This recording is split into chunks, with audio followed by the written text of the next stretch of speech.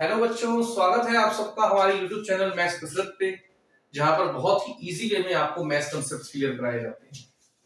आज हम आपके सामने एक्सरसाइज 8.3 लाए हैं। 8.3 में आज हम फर्स्ट क्वेश्चन स्टार्ट करेंगे। 8.3 में आगे भी हम वीडियोस डालेंगे, इनमें आपको प्रूफ वाले क्वेश्चन मिलेंगे जो कि बोर्ड एग्जाम में 4 मार्क का क्वेश्चन होते हैं। ठीक है, सबसे पहले क्वेश्चन नंबर 1 देखते हैं। Express the trigonometric ratios sin A, sec A and tan A in terms of cot A. cot A की टर्म्स में आपको sin, sec और tan इन तीन वैल्यूज को फाइंड आउट करना है, या फिर ये सारी वैल्यूज भी निकालने को बोल सकते हो, उससे कोई फर्क नहीं पड़ता। फर्क किस चीज से पड़ता है?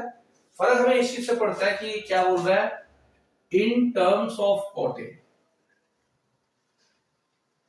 इस बात को आपको ध्यान रख के चलना है, इस लैंग्वेज को आपने समझना है कि कह रहा है कि जो आपने वैल्यूज निकालनी है अब तक, यानी आपने एक्सरसाइज 8.1 में जो आपने क्वेश्चन किए थे उसमें sin की वैल्यू 1/2 आई, cos की वैल्यू 3/4 आई, बहुत सारी वैल्यूज आई थी, लेकिन वहां पे कभी sin की टर्म, sin का आंसर कभी cos की टर्म में, cos का आंसर sin की टर्म में, कभी ऐसा नहीं सुना था आपने। लेकिन यहाँ पर आप डिफरेंट चीज देखेंगे कि वो कह रहा है कि sin, cos, tan या जो भी है उसको आपके आंसर को आपको cot A की टर्म्स में आना चाहिए।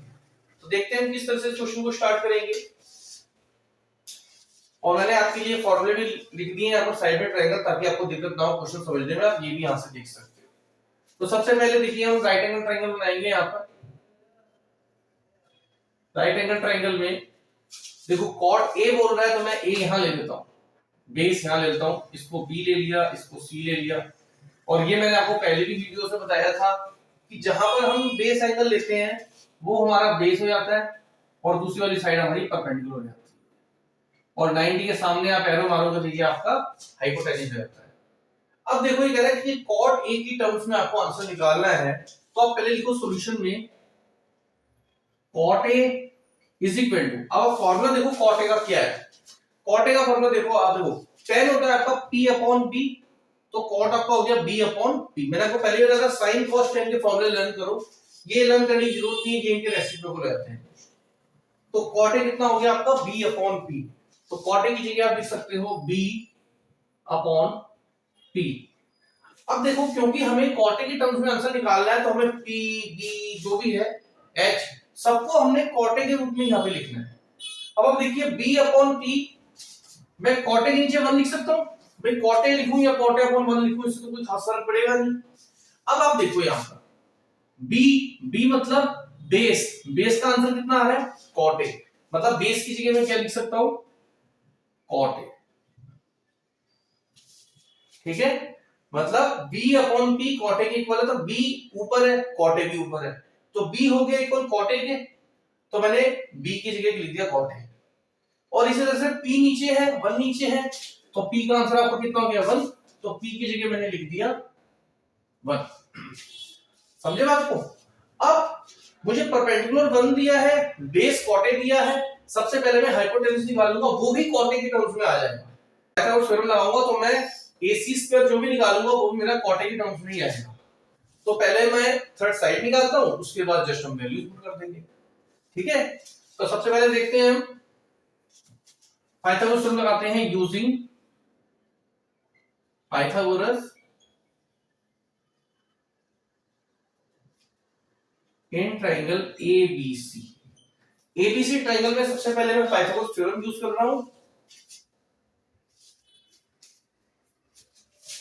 पाइथागोरस थ्योरम होती है आपकी x square is equal to b square plus p square. Hypotenuse का स्क्वायर बेस और परपेंडिकुलर के स्क्वायर के बराबर आपका होता है। तो हाइपोटेन्यूज क्या है आपका AC है, तो आप लिख दोगे AC square is equal to base कितना है AB स्क्वायर प्लस परपेंडिकुलर आपका BC स्क्वायर। ठीक है, AC square is equal to AB square plus BC square. Just value put करेंगे अब हम। AC कितना है, AC तो हमको फाइंड आउट करना है, इसको एज इट इज रहने दो। AB कितना है, AB हमने कॉट ए निकाला था, तो AB की जगह मैं लिख दूंगा कॉट ए का whole square plus BC square. BC कितना है मेरा, BC मुझे 1 दिया है, तो मैं लिख दूंगा यहां पर 1 का होल स्क्वायर। अब मेरी हाइपोटेन्यूज आ जाएगी, तो AC स्क्वायर मेरा कितना हो गया, कॉट ए को मैं लिख सकता हूं कॉट स्क्वायर ए प्लस 1, तो AC मेरा कितना हो गया रूट में कॉट स्क्वायर ए प्लस 1। ठीक है, अब आप देख लीजिए कि सबसे पहले मैंने हाइपोटेन्यूस निकाल दी, इसको मैं रेड से हाईलाइट कर देता हूं ताकि आपको आराम से समझ आए। एसी मेरी निकल गई रूट कॉट स्क्वायर ए प्लस 1। ठीक है, बस इतना ही काम मेन था इस क्वेश्चन के अंदर, इतना ही काम मेन था। आगे आपको आता है क्योंकि आगे जस्ट वैल्यूज पुट करनी है रेशियोज के अंदर, मैं आगे भी कराऊंगा, पहले देख लो। सबसे पहले हमने इस क्वेश्चन में इस तरह से रिलेशन बनाया और यहां पर वैल्यूज पुट करके पाइथागोरस थ्योरम यूज करके पहले मैंने एसी निकाल लिया। एसी मेरा आ गया 1 + cos स्क्वायर। अब मुझे आगे जो जो वैल्यूज बोल रहा है वो निकाल लेंगे, जो जो रेशियोज बोल रहा है। साइन ए बोल रहा है और मुझे sec ए बोल रहा है और मुझे tan ए बोल रहा है। He is asking about only these 3 ratios। वो केवल इन 3 रेशियोज के बारे में बात कर रहा है। सबसे पहले साइन ए लिख लो आप। साइन ए आपका p/h है, सबके फॉर्मूले लिख लेते हैं पहले हम।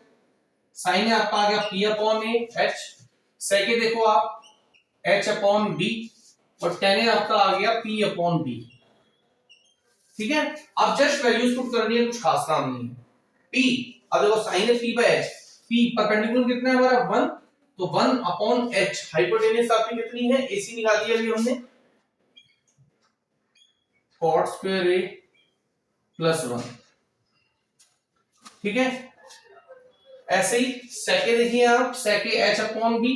h हाइपोटेन्यूस कितना है हमारा AC। ठीक है, तो हाइपोटेन्यूस कितना निकाला है हमने, cot square a plus 1। Hypotenuse हो गया हमारा cot square a plus 1 upon base. Base मेरा कितना है cot a, तो बेस मेरा आ गया cot a। और ऐसे लास्ट tan a दिया है p/b। tan a कितना है परपेंडिकुलर अपॉन बेस, परपेंडिकुलर कितना है मेरा 1, तो 1/b। बेस कितना है मेरा cot a। तो ये 3 रेशियोज मैंने फाइंड आउट करनी थी, जो कि मेरी तीनों रेशियोज फाइंड आउट हो गए।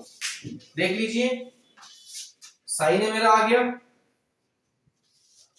sec ए भी आ गया और tan ए भी आ गया।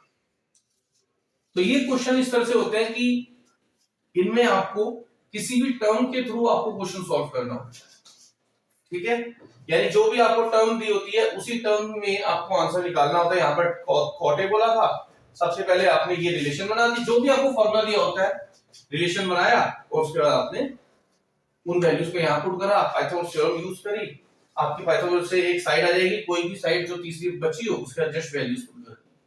ठीक है, तो देखा आपका कितना इजी क्वेश्चन होता है कि हमें किस तरह से इस क्वेश्चन को सॉल्व करना हो। तो अपने फ्रेंड्स को, जो बच्चे 10th क्लास में, उनको भी आप इस वीडियोस को या मेरी और वीडियोस को आप सेंड कीजिए, शेयर कीजिए, सब्सक्राइब कीजिए, ताकि आपको भी लेटेस्ट वीडियोस ज्यादा देखने को मिले और आपके भी कांसेप्ट्स क्लियर हो। साथ में आपके जो फ्रेंड्स हैं या और भी आपके कलीग्स हैं, दोस्त हैं, उनकी सबकी मदद हो सके क्वेश्चन को सॉल्व करने। ओके, अब इसके बाद इसी टाइप का एक्सरसाइज 8.3 में क्वेश्चन नंबर 2 है, उसमें आपको ऑल ट्रिग्नोमेट्रिक टर्म्स निकालनी है। उसमें आपको ऑल ट्रिग्नोमेट्रिक टर्म्स निकालनी है, लेकिन वो आपका क्वेश्चन है sec a की टर्म्स में। वो क्वेश्चन है आपका sec a की टर्म्स में, तो वो मैं नहीं करके दिखाऊंगा। वो क्वेश्चन आप सबने सॉल्व करना है, मैं कमेंट सेक्शन में चेक करूंगा ताकि मुझे पता लगे कितने बच्चे कर रहे हैं और आपके आंसर सही आ रहे हैं गलत आ रहे हैं। तो वो sec a की टर्म्स में है, उसको आपने सॉल्व करना है। मैं थोड़ा स्टार्टिंग बता देता हूं उस क्वेश्चन की आपको। सेकंड क्वेश्चन की, अगर सेकंड क्वेश्चन में आपको sec a की टर्म्स में दिया है तो आप देखो sec a का आपने सीधा फॉर्मूला लगाना है। sec a कितना है आप देखिए, यहां पर sec a आपका है h/b, यही है फॉर्मूला। sec a का h/b फॉर्मूला है, तो sec a आपका हो गया h/b।